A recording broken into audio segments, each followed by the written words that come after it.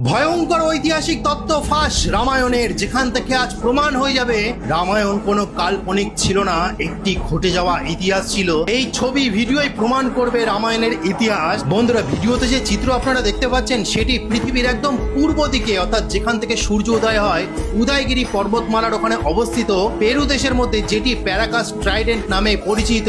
যেখানে আপনারা দেখতে পাচ্ছেন সোনালী পাহাড়ের ওপর তাল বৃক্ষের মতো তিনটে শির বিশিষ্ট এখনো পর্যন্ত খোদাই করা আছে, এবং সেখানকার মানুষরা এই চিহ্নকে ভগবানের চিহ্ন হিসেবে দাবি করেন, তাদের দেবতার চিহ্ন হিসেবে তারা দাবি করেন। এইবার 1 মিনিট দাঁড়িয়ে যান, আমার কাছে আছে রামায়ণ। রামায়ণের কিষ্কিন্ধা পর্বে কি লেখা আছে একবার শুনুন। বন্ধুরা, এই কিষ্কিন্ধা পর্বের 40তম স্বর্গে যখন ভগবান রাম মাতা সীতাকে খোঁজার জন্য সুগ্রীবকে আদেশ করেছিলেন, এবং সুগ্রীব তাদের বানর সেনাকে বলেছিলেন সম্পূর্ণ পূর্ব দিশায় চলে যাও।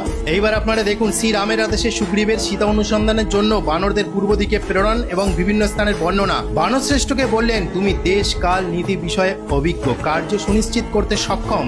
1 লক্ষ দ্রুতগামী বানর পরিবৃত হয়ে তুমি বন পর্বত কানন সমন্বিত পূর্ব দিকে যাত্রা করো। অর্থাৎ সেই পূর্ব দিকে যাত্রার কথা বলা হয়েছে। এইবার যেটা শুনবেন সেটা আপনারা চমকে উঠবেন যে কিভাবে মিলে যাচ্ছে। 53 নম্বর শ্লোক, পর্বত শিখরে সেই মহাত্মার চিহ্ন স্বরূপ 3টি শির বিশিষ্ট সুবর্ণময় তাল বৃক্ষ বেদির ওপরে স্থাপিত হয়ে বিরাজমান করছে।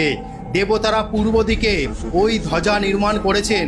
অনন্তর দেখবে শ্রী সম্পন্ন সুবর্ণময় উদয় পর্বত, 100 যোজন ব্যাপী এই পর্বতের শিখর গগন স্পর্শী, বেদী সহ বিরাজমান উদয় জলের সুবর্ণময় শিখর দেশে দিব্য শোভামণ্ডিত।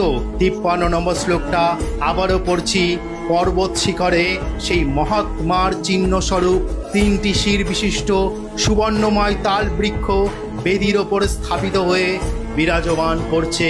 তাহলে যে দৃশ্যের কথা হাজার হাজার বছর আগে রামায়ণে লেখা আছে কিষ্কিন্ধা পর্বে, সেই দৃশ্য এখনো পর্যন্ত বিরাজমান করছে। আপনি চলে যান জাপান হয়ে সম্পূর্ণ পূর্ব দিকে উদয়গিরির দিকে, যেখানে এখনো পর্যন্ত সেই বেদির ওপর তাল বৃক্ষ বিরাজমান করছে। তাই এর থেকে প্রমাণিত হয়ে যায় রামায়ণে যা লেখা আছে সেটা আজও বিরাজমান।